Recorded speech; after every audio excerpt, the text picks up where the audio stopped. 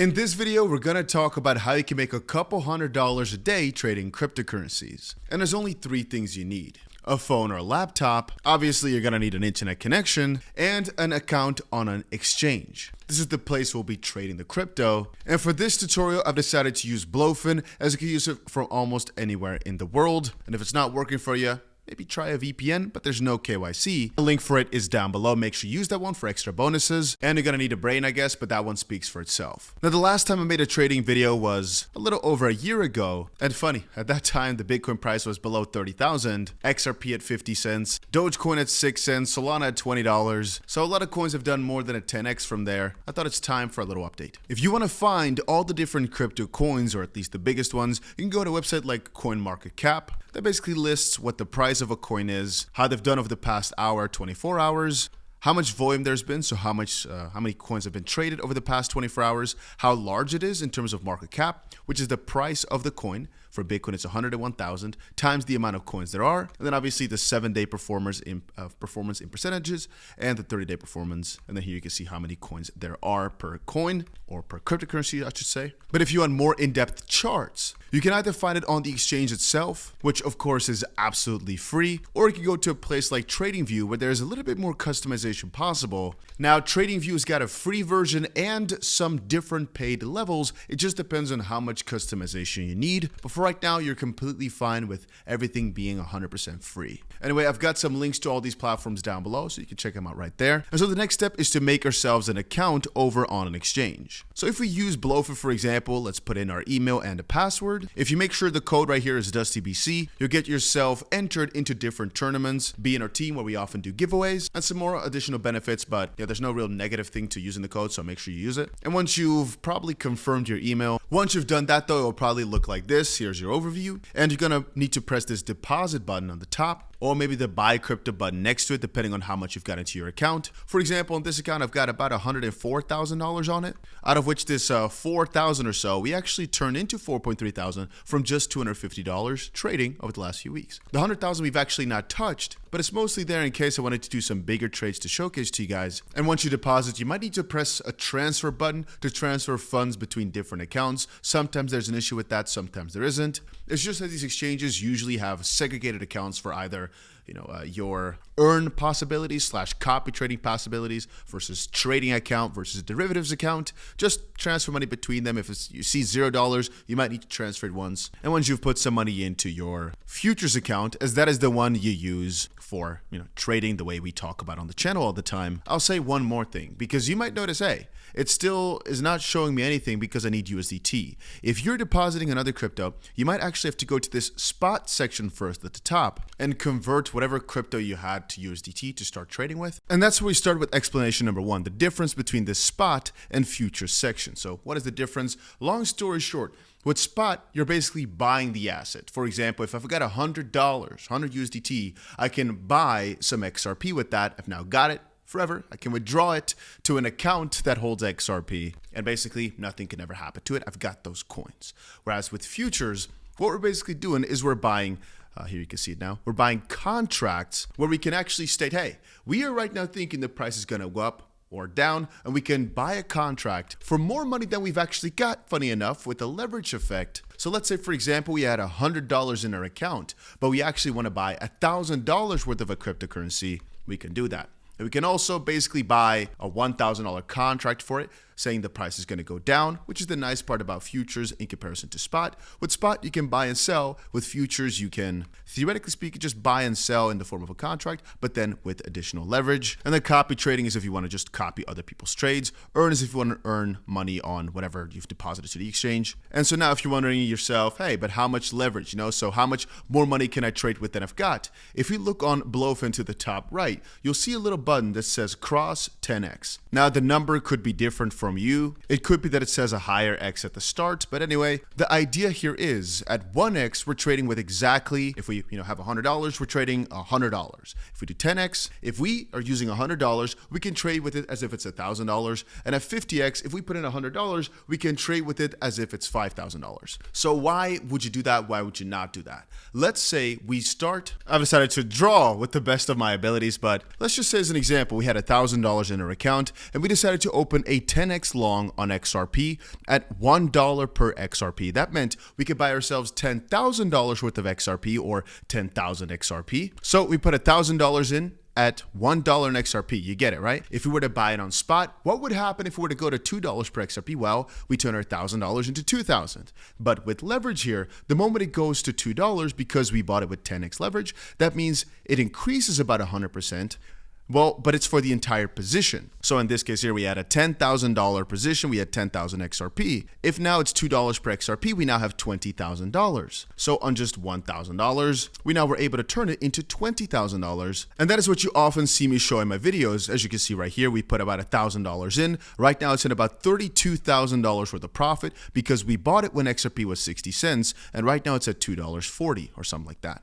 So at the time, we bought about 18,000 XRP with, again, only $1,000 at a value of 11,000. And right now, the value of that is over 40,000. So that is also our profit that you can see. Now, again, to get back to it, why would you do it? Why would you not do it? Well, I first have to say that whatever I've just shown you in the form of longing can actually also be done in the form of shorting, and it would basically be the exact opposite, meaning if I put $1,000 into XRP at $2 in XRP, right, I would now be able to buy a $10,000 position because I'm using 10x leverage in this case, which would be 5,000 XRP. If the price now goes all the way down to $1, I hope I can explain it well here, but let's just say, for example, you had $1,000 that you were shorting with, you opened a short contract, you're using, again, 10x leverage, so it's acting as $10,000, which basically would be 5K XRP at a $2 per XRP price. If the price goes down 50% to $1 per XRP, as of that point, theoretically speaking, you'd be able to buy back 10,000 XRP because essentially shorting works in the form of you borrowing and then paying back at a cheaper price. That's the underlying idea. You don't need to think about all that. You just need to think about short is I make money if price goes down, long as I make money if price goes up. Anyway, but in this scenario, even though usually, right, if you're buying something at minus 50%, you'd be panicking. In this case here, because we expected that and we shorted, the moment the price went down 50%, we again are making massive gains, and not only 50% on our $1,000, but 50% on the entire position. Because again, we use leverage, so it's on the $10,000, not only on the $1,000. So to get back to why would we not do this? Well, there's a good side to it. For example, with shorting, if it goes towards the downside, because you are shorting, that's really good. You make money. If with longing, it goes to the upside, like you were expecting, that's also really good. Going from $1 in XRP to $2 is perfect, right? You can make, in this case, later like $19,000 in this matter of no time if the price just doubles in this span. But what if the price goes from $1 to 90 cents? Well, that would mean your $10,000, because you put 1,000 in, which acts as 10,000, goes to 9,000. That's where you have a problem, because you only had $1,000 and the exchange is not going to give you free money. They only want to basically borrow it to you, but you're using your $1,000 as leverage and it can act as 10,000, but only up to a certain point until your $1,000 is basically finished. So the moment, if you're using 10x leverage, right? The moment your price from the entry, for example, in this case, we entered at 63 cents. The moment it goes down more than 10%, I'd be screwed, because at that point, I would have lost whatever money I put in terms of my unrealized profit and loss, and I'd get liquidated, is what you call it. And that's basically that you lose the position. So how do you prevent this? Well, by either adding more margin, which basically means going from 10x leverage, for example, to lower and lower leverage, so that you could also go down more. I've got a good example of that. As you can see right here, on my WIF position, it's 10x, right? And you can see it's down 77%. How is that? Well, I only put in I think $2,500 at first, and acting as 25,000. When the price went down 10%, I should have actually lost the whole position. I should have just been cashed out, done, or I could have stopped it out before that. But I was like, you know what? I don't really mind to keep this open for a while. I'll just make sure I add more margin to get closer and closer to my entire position, to make sure that even though in this case it was way worse of a decision, I don't lose out on it. I don't really lose the money. It's just a loss for the time being, but it's nothing realized. I've just still got the position open. And you can add margin usually by pressing a button for it or by buying down lower to get your average price lower. So again, you're not down 10% anymore, but only, for example, just 3%, or by just changing the amount of leverage you're using to a lower number, or by using cross. And the difference between isolated and cross, you'll see when you find it, is actually that with cross, it can use your entire balance as this margin. And with isolated, it can only use whatever you put in. So if you use isolated, you have $1,000 and you use it as 10x, it will only use the $1,000. Whereas let's say you have $1 million in your account. Using $1,000 to act as 10,000, well, with cross, it's just going to use your whole balance. So in this case here, the maximum trade was $10,000, meaning you can't get liquidated because at the worst case, it'll be a 1-to-1. It'll be basically no more leverage anymore, or basically a 1x leverage for the contract, which means you can't get liquidated. And that's why for all these trades, it has no liquidation price, is because I've got enough money in my account to basically make sure I never lose the money if prices start going down like crazy. To be a bit more specific, I'm not so sure what the entire valuation of all these positions is. On the left, you can see it, but I've got about $160,000 in the account right here in the future section, but I can obviously add a ton more money if need be, because all these positions were at a massive loss before, but we were able to flip them around into a massive profit because I waited, added more margin, and basically bought my way down lower, which we're doing on the channel here almost every single day. So now to get back to it, why would you use 10x? Why would you use 30x? Why would you use any of these numbers? So the reason is, if I put $1,000 in at 1x and the price goes up 1%, I'm only making 1% on $1,000, which is $10. If I'm using 75x, or let's just say 100x, for example, you understand that if the price goes up 1%, I'm doubling my money because now it's 1% of 100,000 as I'm using 100,000 leverage, meaning put 1,000 in, it's acting as 100,000, and it's obviously way more gains. The counter is, if it goes down 1%, I've also lost all my money, so you got to play around with it with what the perfect ratio is, but that's why people use it, because now from a very small move in the XRP, Bitcoin, whatever price, you can make a ton of profit. And now there are two main ways of trading. One is, okay, there's a couple more, but just the two main ways we often talk about on the channel, and we'll just subclassify it as short-term and longer-term. On the short term, if we take, for example, a look at the XP price here, we basically have a certain structure, right? We can say, hey, it looks like the price basically is coming down in a certain pattern.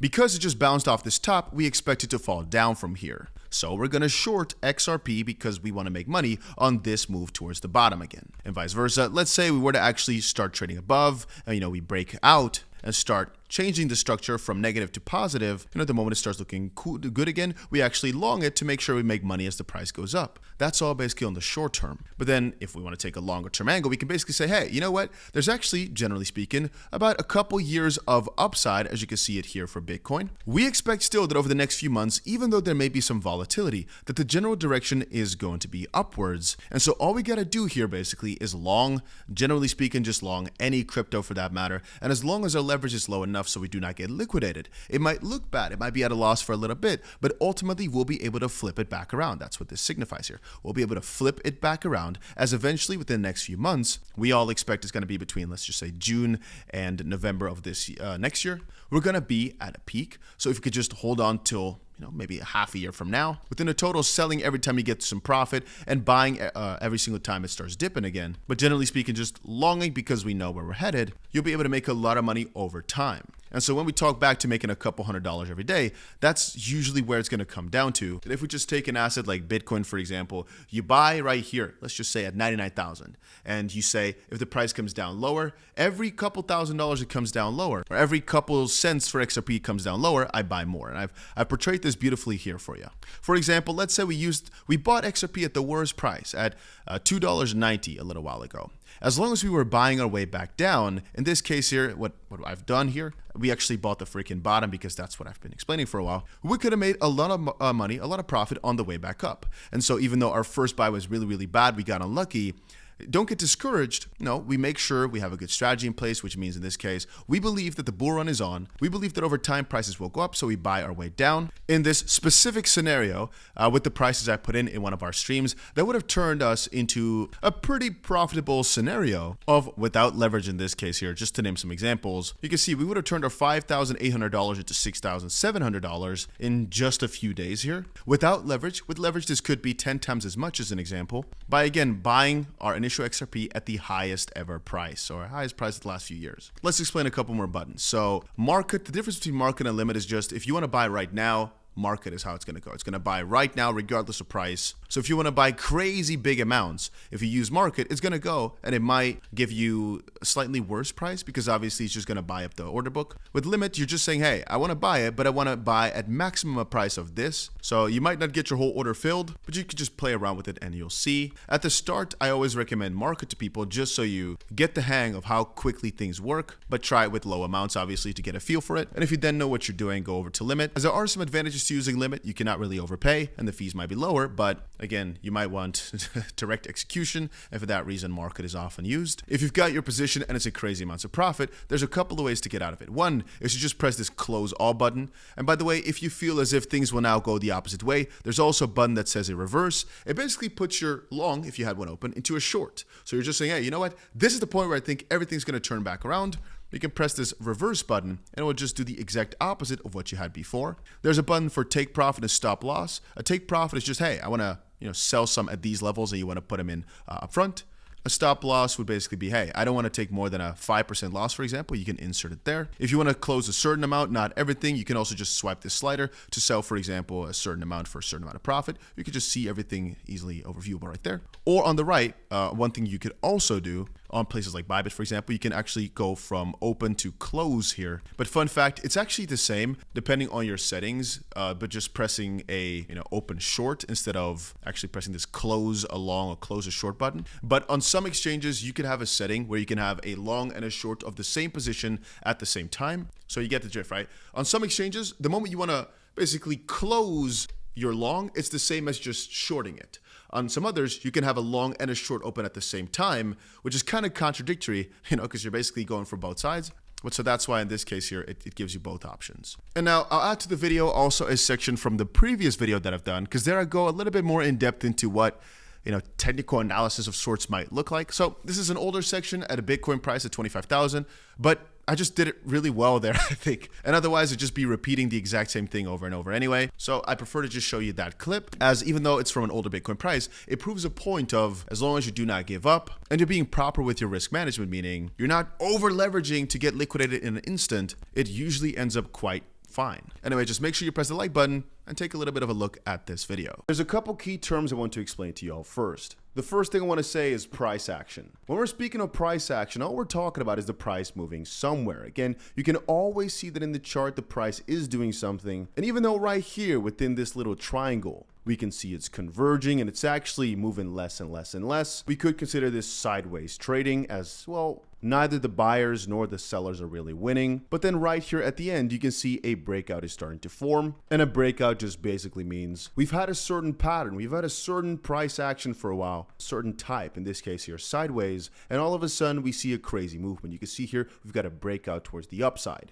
The other two terms I'd like to make you guys familiar with is a downtrend and an uptrend. So I'd say it's pretty simple, but bear with me. An uptrend is basically continued higher prices. Let's say we start at this level right here and the price continues to go up.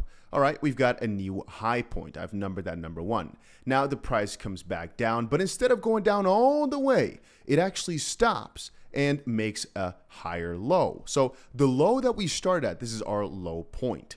Now, our I guess, second point here, as long as it does not cross this previous low, and after hitting this new point, continues to make a new higher point, a higher high is what we call that. Again, this is the initial high, so to call it. So an IH, we just call it. Here at the start, this was the initial low. This was the higher low, we can call it. And this right here is the higher high. From this point on forward, we've got ourselves an uptrend. Vice versa, I think it makes a whole lot of sense. Again, if we're starting at a point, in this case here, this higher point, we come down and then come back up, but we do not actually break this previous high point. We've got ourselves now a lower high point, right? But then afterwards, we also make another low, which is even lower than our previous low point. This is basically, this action is what you consider a downward trend, a downtrend. And the key thing to understand is that we want to trade with the trend. The trend is our friend, is what they often say. So what we're looking for in this scenario and how we usually place our trade. I'm oversimplifying it right now, but that's to keep your guys' attention to how exactly this works, is we identify these important zones where the price moves a lot or where price faces some support or resistance. Support or resistance can easily be explained as an area where the price basically bottoms out at or faces a hard time at. If we're looking at this, for example, well, it's pretty easy to notice. There's a peak that does not get broken for a little while. We consider that a resistance, or vice versa. You understand that right here, during this period, the price seems to not go below this level, but even on a little bit of a higher front, mostly it trades above this little line right there. We call that the support because the price keeps bouncing from there. Now, because sometimes just drawing one line is a little bit too vague, we can also draw these zones, so to speak, of heavy price action, where again, the price just seems to move a lot. And here's how it started. Basically, we identify, hey, within this time period here, all the way back there, the price was moving a lot and it was facing a lot of hardship within this area. So we just draw that line out a little bit further for future reference, but this is what it looked like at the start. We just drew it out a little bit more for future reference. Sometimes you need it, sometimes you don't. We then noticed, hey, the price came down. A lot of price action was happening within this area. And as you can see, we didn't draw it out because we apparently never really needed it to. So as we're at this point right here, what we're waiting for here is to identify whether or not the trend is going to continue or reverse. The reason I'm saying that is because if we look at the history here, there's basically a downtrend that was going on for a good while. But some other major factors, some macroeconomical factors were showing us that this might be where things turn back around. And without explaining it too much, there's basically some longer lasting lines that Bitcoin has followed for half a decade or so by now, where Bitcoin's price just basically jumps off from. And so we're expecting the bull market to come back, or basically a major bounce to come. But we're not that interested in trading that bounce. That's extremely difficult and you'll be wrong many times. We are not trying to find the moment where the trend switches around. We're trying to look at what is the current trend and can we make a trade that follows this trend? If not, then we wait for the trend to showcase itself perfectly before we open a trade. I'll explain. In this case here, we're not looking to open a trade right there. Why not? Because we don't know it's going to be turning back around. That's where we're going to play with a lot of these supports and resistances to basically increase our success rate. To elaborate, as you can see, the price moved up, faced some resistance, but broke through. All right, we're watching right now. It made a new high, came back down, and apparently, all right, is basically struggling at the similar levels we previously had as a resistance, which now it finds support at. So we've got our new high, we've got a new low. Now we're really interested, and as we see, the price moved up, faced some resistance, but broke through, made a new high. Now at this point, we've got a new trend, we've got an uptrend. So what we're looking for as of this point is for a new pullback, hopefully in a similar pattern as we saw right here within this area right there. What do I mean with that? Well, after making that new high, the price came down to make a new low, as we know, then faced that resistance and broke through. But the crucial point is that it actually had a bounce off of some previous support. We're basically going to be looking for a similar sort of pattern here as well, okay? So we've got our impulse towards the upside. We broke out, we've got a new high point. Now we are expecting a pullback to happen.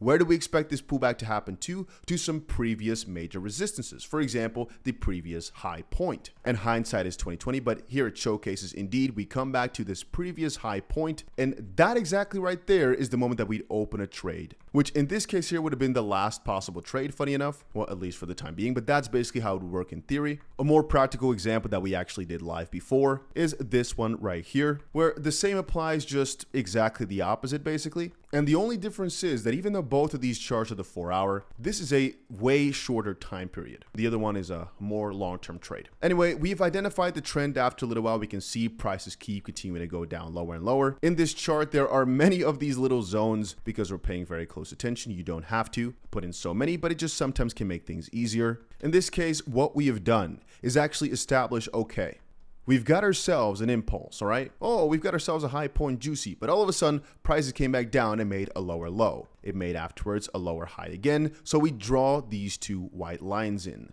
Why do we do that? Well, it's to just give ourselves an indication of how the price is looking right now. And we extrapolated that by drawing these lines out. That's, as of this point, our trend. And now from that perspective, like we also saw in, I believe, this example right here, as a baseline, we expect this pattern to continue. So if we're drawing this is called a symmetrical triangle, we expect the pattern to basically look like this until something crazy happens, like a breakout, like we're seeing right here. Here also, we expect as a baseline the price to just look like this forever and ever until, like we're seeing right here, a breakout of sorts happens. This, however, this breakout that you're seeing is not the trade we're looking for though, as it's way more difficult. What we're looking for is basically a continuation of the pattern that already we had seen for a good while. So again, after Bitcoin's price made yet another lower high point, and we noticed it was turning around and got ourselves some confirmation. Confirmation, by the way, just to give a good indication, means that it turns around and gets you a second closing candle. So this initial candle right here, the red one, is a reversal candle in this case. Not the most textbook one, but hey, it does the job. And then afterwards, that second red candle just shows it's confirmed. The moment that happens, we open our short because right now we expect this to be the quote unquote top. It's nearly perfect. It's actually almost a textbook type of reversal on the short term, not a trend reversal. And I like to always go for a risk reward ratio of 3. Our stop loss we've placed slightly above because we need to have some leeway for the price to move upwards in the short term before actually breaking down. And how that would work on Bybit is you go to derivatives, USDT perpetual, or in theory you could do this on spot as well if that's what your preference is. And over on Bybit, they've made it extremely simple to trade. Everything happens here over on the right. You've got limit and market orders. Limit basically means, hey, we choose the limit price. Market just means let's buy or sell it right now. For the example, let's just use market, meaning we want to trade right now. Then we put in the amount of dollars we want to trade. Let's just do 10,000 because we've got some leverage. Again, in this case here, we've got isolated 10, but it could also be crossed. Just read for yourself exactly what the difference is. Now, because we're using 10x or so leverage, you could also use 50. It just depends on what your preference is, or even 100 for that matter, and you can see the difference. We want to open a $10,000 trade, but because we're using 100x leverage, we only need $110 to do so. Anyway, the buttons we need to press, if right now this chart right here on Bybit or on another chart, whatever, it was showing us that we need to buy or sell right now. Or for example, looking at this breakout and we're thinking, man, I want to actually, because my theory is telling me so, open a trade right now to basically catch this wave to continue on. We'd go over to Bybit, put in the amount of dollars we'd like to put on that, press this little button for take profit and stop loss. In our trading example here, we used a profit of 7.7% and a stop loss at 2.5%. So it basically insert both of those, where again, it takes profit at 7.5% profit and it actually stops our loss at minus 2.5%. You're actually able to do these numbers, times a certain amount as well, though. For example, in this case here, we're trading 100x, so you might actually want to go for, a lot more profit than 7.5% or a lot more of a loss than 2.5%. Just depends a little bit, but you can figure that all out for yourself. Another couple things you might want to know is if you've got money on your account over on Bybit, but it's not showing up in here, you might have to press transfer and take it out from your spot to your derivatives account. And there are a couple of other cool tools they've got to make your life a whole lot easier if that's something you're interested in. Plus, there's a little tutorial button at the top right, I believe. Yeah, here we go, if you need it to be a little bit more in depth. But yeah, everything I showed you on Bybit just here can also be done on Blowfin, WeX, just any exchange I've left down below. The difference between these exchanges very often is the sort of welcome rewards you get. For example, right now today and for the next few days, if you use WeX, which again, you can also use from anywhere in the world, you're actually getting yourself another couple of nice bonuses. And that's why often I show you guys different platforms, because I'm able to work with them and get you guys the best rewards. But also another thing is that not every exchange is available in every country. For example, Bybit is not available in a lot of places, which is why I don't talk about it as much anymore. Whereas Blowfin, I think you can use almost anywhere. And I know for a fact that if you can't and use a VPN, you should be fine as it's a non-KYC exchange. Anyway, if you also want to start trading, you can check out the links down below. And also, there's team competitions all the time. Very recently here in the Blowfin competition, our team was the #1 in the world, which was pretty cool to watch. We were literally the most profitable team in the entire freaking world. Pretty crazy. Anyway, links for all that are down below. And if you've got questions, let me know down below as well, and I might make another video about it.